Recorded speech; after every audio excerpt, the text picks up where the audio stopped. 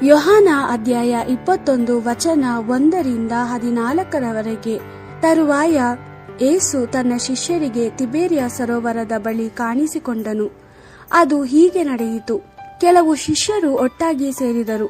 ಅವರು ಯಾರೆಂದರೆ ಸೀಮೋನ್ ಪೇತ್ರ, ದಿದುಮನೆಂಬ ತೋಮ, ಗಲಿಲಾಯಕ್ಕೆ ಸೇರಿದ ಕಾನಾ ಊರಿನವನಾದ ನತಾನಿಯೇಲ, ಜೆಬೆದಾಯನ 2 ಗಂಡು ಮಕ್ಕಳು ಮತ್ತು ಇನ್ನಿಬ್ಬರು ಶಿಷ್ಯರು.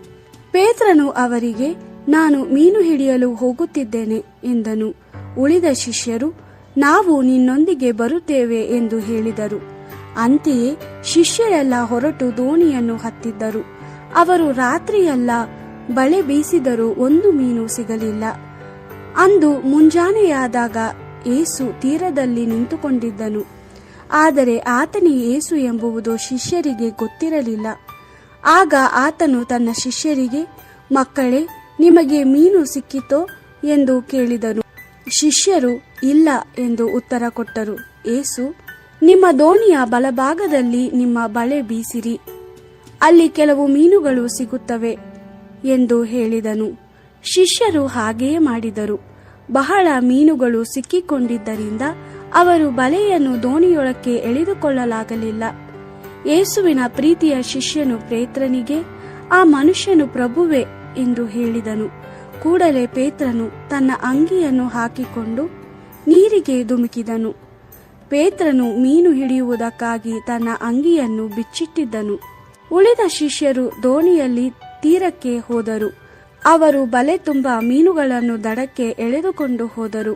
ಅವರು ದಡದಿಂದ ಬಹುದೂರದಲ್ಲೇನೂ ಇರಲಿಲ್ಲ, ಕೇವಲ 300 ಅಡಿಗಳಷ್ಟೇ ದೂರದಲ್ಲಿದ್ದರು.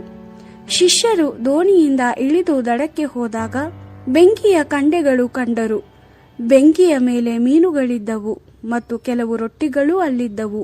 ಬಳಿಕ ಯೇಸು, ನೀವು ಹಿಡಿದ ಮೀನುಗಳಲ್ಲಿ ಕೆಲವನ್ನು ತನ್ನಿರಿ ಎಂದು ಹೇಳಿದನು. ಸೀಮೋನ್ ಪೇತ್ರನು ದೋಣಿಯೊಳಕ್ಕೆ ಹೋಗಿ ಬಲೆಯನ್ನು ದಡಕ್ಕೆ ಎಳೆದುಕೊಂಡು ಬಂದನು. ಬಲೆಯು ದೊಡ್ಡ ಮೀನುಗಳಿಂದ ತುಂಬಿತು. ಅದರಲ್ಲಿ 153 ಮೀನುಗಳಿದ್ದವು. ಅವು ಬಹಳ ಭಾರವಾಗಿದ್ದರೂ ಬಲೆಯು ಅರಿದು ಹೋಗಲಿಲ್ಲ. ಯೇಸು ಅವರಿಗೆ, ಬಂದು ಊಟ ಮಾಡಿ ಎಂದು ಹೇಳಿದನು. ಶಿಷ್ಯರಲ್ಲಿ ಒಬ್ಬರಾದರೂ, ನೀನು ಯಾರು ಎಂದು ಆತನನ್ನು ಕೇಳಲಿಲ್ಲ. ಆತನು ಪ್ರಭುವೆಂದು ಅವರಿಗೆ ತಿಳಿದಿತ್ತು.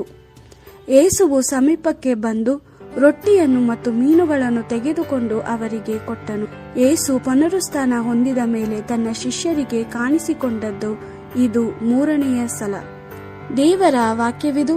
ದೇವರಿಗೆ ಕೃತಜ್ಞತೆ ಸಲ್ಲಲಿ.